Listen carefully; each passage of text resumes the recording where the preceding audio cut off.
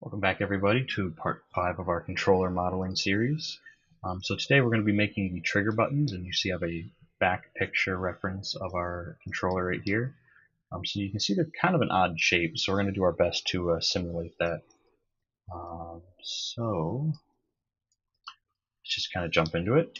So what we're going to need is another primitive, so I'm going to hit Shift A, we're going to add another cube, we're going to drag this up. I'm going to go in the front facing view real quick and kind of drag this over to where we think the triggers would be. And then we can just kind of tab into edit mode and scale this down a bit. We'll drag it up, and I'm going to delete this bottom face in the beginning since we don't need it. Or actually, we're probably going to delete all the bottom faces anyway, so I'll drag it back down. So we know that this is going to be a little bit tucked behind the bumpers from our front reference picture. So let's just kind of drag these close until it's about intersecting. And if we go into a side view, we can see from our reference what the general look and feel is. So let's just kind of drag this up a bit. It's hard to tell from the side. We want this barely peeking out. And while we're here, let's just select this edge right here, and we'll just drag this up to match our bumpers. That looks fine. Let's go back into our side view. I'm going to tab into wireframe and go into vertex select mode up here, and we're going to kind of block out the basic shape for this controller. I'm going to select these two vertices. I'm going to actually, I think I'm going to drag the whole thing down a little bit more, because you can see the tip should be about level with the bumper, so we're going to drag that down probably like all the way. Yeah. Now, go to the side view again, let's redo that. So, tab into wire, we'll select these two vertices, and we'll drag them back a bit. Oh, we'll select all the vertices, sorry. We'll drag them back a bit, and kind of copying the arc of the controller up there, we'll put them about there, and then with all the faces selected on the back, we'll hit E to extrude it out a bit, and we'll drag these two vertices up. We'll kind of even it out a bit. And same thing, extrude it out all the way to the end for this one, and then up. You can see this angle's a bit steeper. See, that's what we have so far. Let's make them a little bit thinner. We'll hit S and then X to scale it in a bit. I think it's starting to look a little too tall on that side, so let's kind of drag these down a bit. Looks okay. You can see from our reference that the bottom is a bit thicker than the top. So what we're going to do here, I think we should add an edge loop. We're going to hit Control R and then add an edge loop in the center. And let's just, while it's selected, hit S and then X, just lock it on the X, and we'll just kind of scale that out a bit. Actually, let's also select the bottom edges real quick. So now we have the middle edge loop and the bottom edge loop selected. And let's just kind of scale those out a bit, SX. You can see that these side ones actually are more flat in the picture. So let's tab into wire, and then I'm going to hit C to go into circle select. I'm going to hold down shift and just deselect everything that aren't on this side. And then I'm going to just kind of manually drag these in and eyeball them, so they're mostly flush with the other side. And actually, I think we can afford to drag all these faces up a little bit. Right about there, that should be fine. I think that looks pretty good. I think these bottom faces, or this bottom edge, should be a little bit more slanted outwards, so let's just kind of drag this out a bit. I think that looks good. And yeah, so let's throw a subdivision on this and see how it looks. So actually, let's delete these bottom faces first. I'm going to Shift H to single it out, delete these bottom faces, and then Alt H to bring everything back. Then we'll go to modifiers, add modifier, and subdivision. So I think that looks pretty good. I think it could be a bit blockier though. Let's I'm going to select all the faces and then hit N to bring this menu up, and let's bring the mean crease up just a little bit. let's set subdivisions to 2 on the view. And then how does this look with smooth shading? We'll go Object, Shade Smooth. I think that looks pretty good. You can kind of see here in our reference, if I go to a back view, I'll hide this reference real quick. We'll bring up the other one. So yeah, that looks close enough, I'd say. And since it's kind of in the back, it won't be too noticeable unless like somebody zooms in like this, you know. So I think that looks good. And let's get rid of the side menu by hitting N again. And we're going to mirror this the same way we did with the bumper. So we're going to go Object, Set Origin to 3D Cursor. My 3D cursor is already down there. We'll go Add Modifier, Mirror. And it doesn't matter if it's above or below the subdivision because it's not really connected, so we don't have to worry about merging vertices or anything like that. So yeah. Let's hide this reference, and then we're also going to set the material to this to that black plastic. So yeah, let's see what that looks like now. It looks pretty good. You can see their controllers coming together bit by bit. So how much time do we have? Yeah, we have a bunch of time. So I think what I'm going to try to do today is see if maybe we should so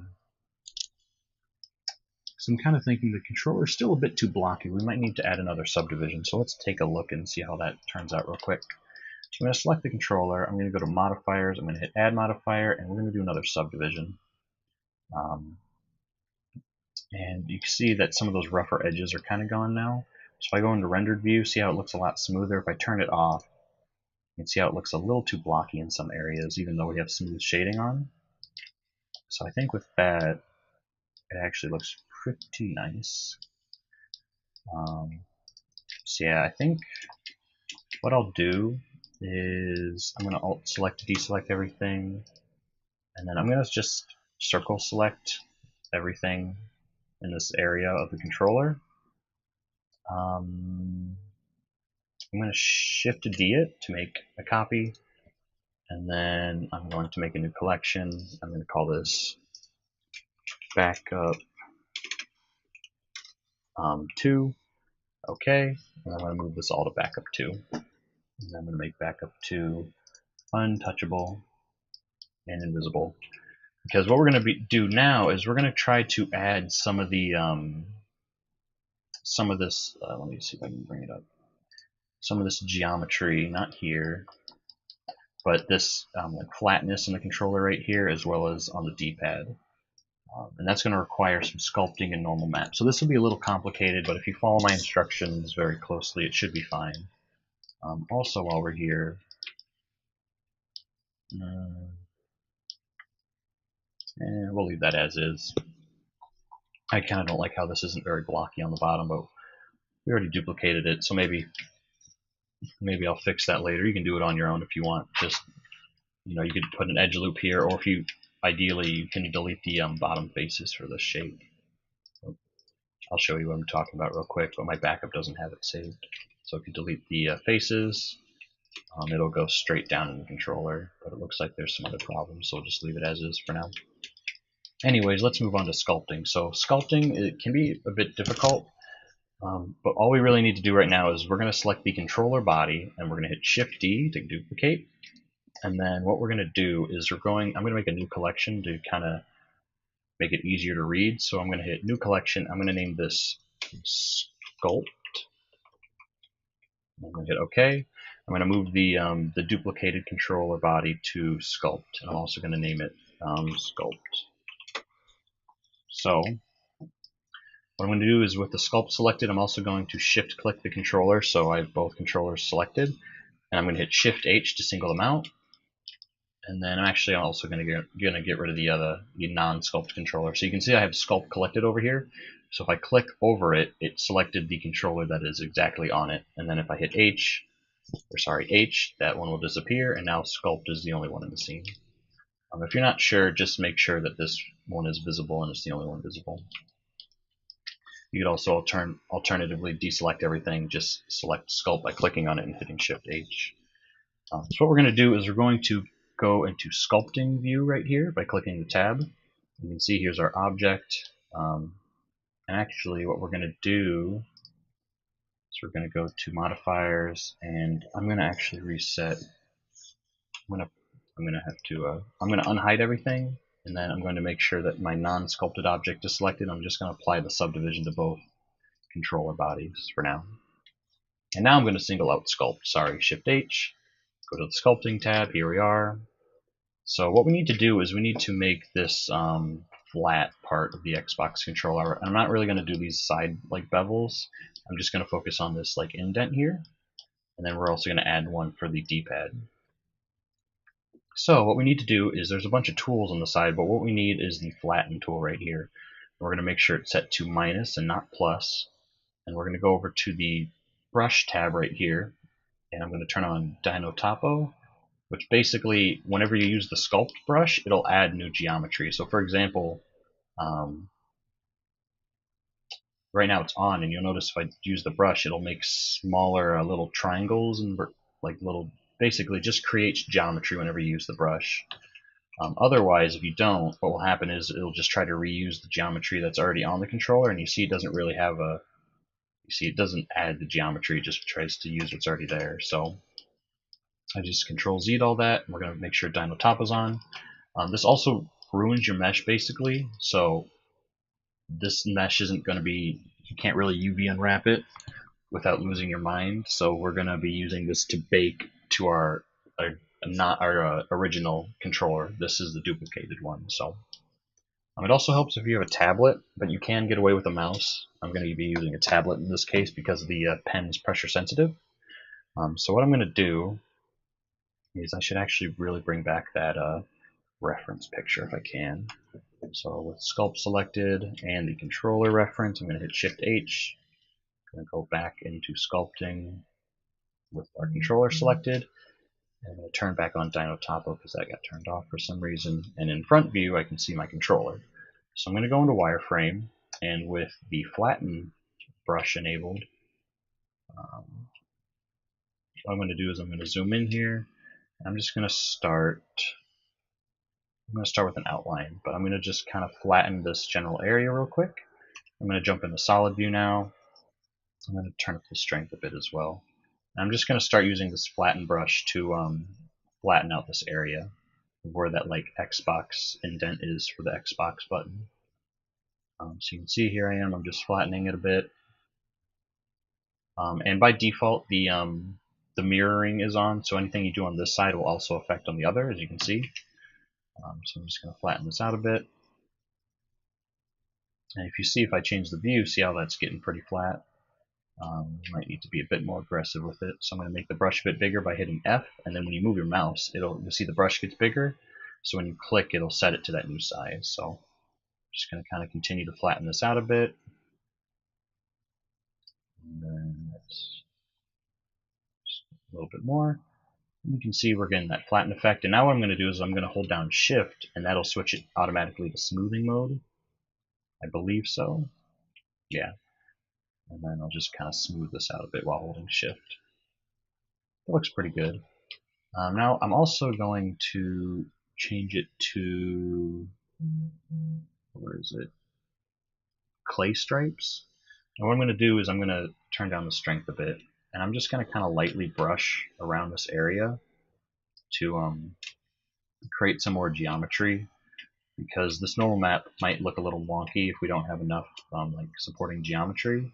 So I'm just lightly tapping with a really low strength, and then I'm holding down Shift to smooth. So it's creating a lot of geometry, but it's just also, it's pretty smooth, as you can see.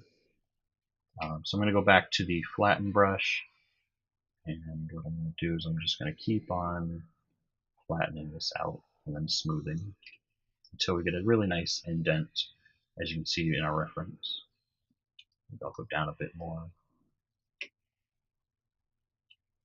And we just want it to be nice and flat. And once it's exaggerated enough, I think that looks good. That's pretty much it. Let's also quickly add that D-pad area. So if we go back into wireframe by holding Z, here's our D-pad. I'm actually just going to make it about the size of the D-pad. And go back into solid, or actually I'll stay in wireframe. I'm going to click. Oh, we want to turn off axis thing. So we're going to go down to symmetry lock for our brush, and we're going to turn it off by clicking the X. And now you see when I use the brush, it only does it on this one area. So actually we want it to kind of go inward. So I'm going to set it to blob. We're going to make sure it's a negative, and we're just going to kind of click this area lightly. As you can see there, it's going inward. We're going to keep going. I'm going to hit Shift, hold down Shift to smooth it. And we want it to be just enough so that the light on the normal map is noticeable that there's a curve there. We also want it to be nice and smooth. And maybe a little bit more, just to show that it's actually there. I think that looks good. And now what we can do is we can go to Layout, and we can see there's our changes. And if we turn on a matte cap that we had in Sculpting, you can see there's our changes. It's a lot easier to see. We're also going to go to Object and Shade Smooth. And you can see that looks pretty good. Yeah, we might have to tweak this a bit in Photoshop to get rid of some of these blemishes, but the general shape is there, and that's what's important. I'm actually going to go back into Sculpting real quick. I'm going to set it back to flat shading. Make sure Dino Topo is still on. I'm going to go into clay stripes again, and I'm just going to lightly tap to add some geometry and then smooth it out a bit so that our normal map isn't too messy.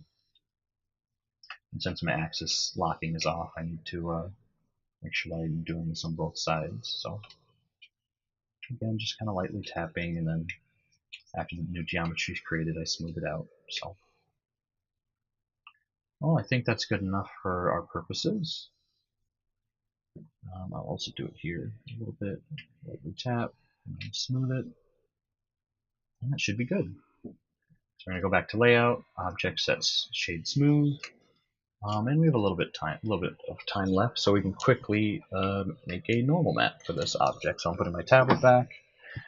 Now what I'm going to do is I'm going to hit Shift H. I'm going to select our sculpt, and I'm also going to Shift click to select the controller body. I'm going to hit Shift H. So now these are the only two, and you can see they look really weird because they're overlapping each other.